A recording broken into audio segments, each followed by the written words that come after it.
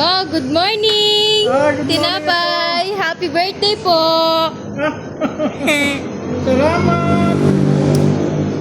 Lo, Baka naman may tatanong ka na naman. meron nga. Ano naman tatanong mo? Birthday kaarawan ko ngayon. May tinatanong ano? Huwag mo na magtanong na mahirap at kaarawan ko ngayon ay malulusaw ang utak ko agad. Madali lang to, Lo. Ay, ano naman yan po? Yan. Lo, anong handa mo? Anong papakain mo sa mayayaman mong kaibigan? Yung mayayaman kong kaibigan. Oo. Apo, ako'y dumanas sa ganyan na ngayon kasi parang ako'y natuto na. Ano bang sabi ng Panginoon? Ano ang pinakakain? Sabi ng Panginoon, pakakainin yung nagugutom. Oo. Ang mayaman ba ay sila ba ay nagugutom? Hindi po. Nagugutom sila pero sila may pambili. May pera. Ang ibig sabihin ng Panginoon, pakainin yung taong nagugutom, yung walang pambili. Sangayon ako doon. At yung sabi ng Panginoon na painumin ang nauuhaw. Yun din, walang pambili. Ang painumin natin. Kaya ako hindi na maghahanda na halimbawa ipapakain ko sa mga kaibigan kong mayayaman. Ay, pasensya na kayo. Ang ating pakakainin ngayon yung mga walang-wala. Yung lagi nating pinakakain dito, yung mga pulubi.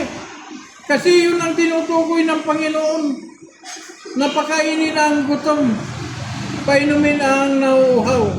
So ako mamaya pagka may mga diyan, yung mga pulubi, yan yung pakainin. Hindi yung mga mapipira, hindi.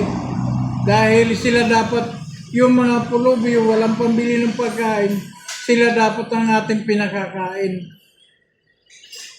Lo, Oh, ano naman ang birthday wish mo ngayon? ang aking birthday wish. Sana'y wala nang kumakalam na sikmura. Kahit man lang dito sa bayan ng Candelaria, sana'y wala nang magugutom. Maya-maya na tayo nagpapakain diyan sa... Pero labas. okay lang yun. Nabibigyan naman natin ng pagkain ng konti. Okay lang yun. Yun na lang ang wish ko, Apo. Wala na sana magugutom na tao dito sa bayan ng Candelaria. O sana kung maaari sa buong Pilipinas, wala nang Pilipinong magugutom. Yun ang aking wish sa aking kaarawan, Apo. Lo, isa pa, last na. Paano naman yan? Anong gusto mong regalo ngayon? Birthday mo? Ay, regalo. Apo, wala akong handa, kaya ako'y walang karapatan magdima ng regalo. Pero ganito na lang. Ang gusto kong regalo ko talaga, yung mga followers ko. Yung mga nakapalo na sa akin, may regalo na kayo. Lahat kayong nakapalo sa akin, salamat ng marami. Ito si Makatrilyo, nagpapasalamat sa aking 33,000 na followers. Kayong lahat ay kayo nakapagregalo na sa aking kaarawan. Yan. Taon-taon ako mag-celebrate ng kaarawan. Regalo nyo na yan sa akin.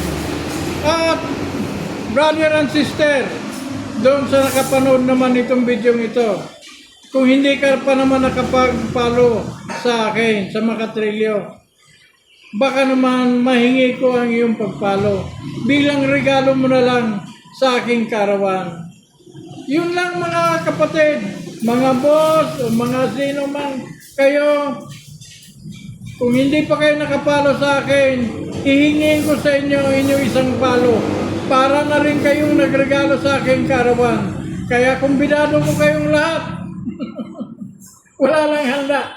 Lahat ng nakapalo sa akin, kumbidado ko. At doon sa mga bumabati at hindi pa nakabati, salamat, salamat.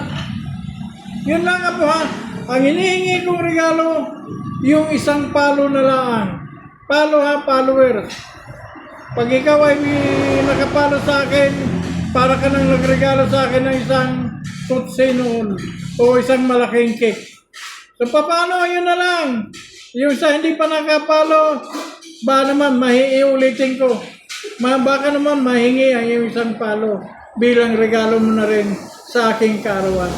Sa karawan ni Makatrilyo. Yun lang. God bless.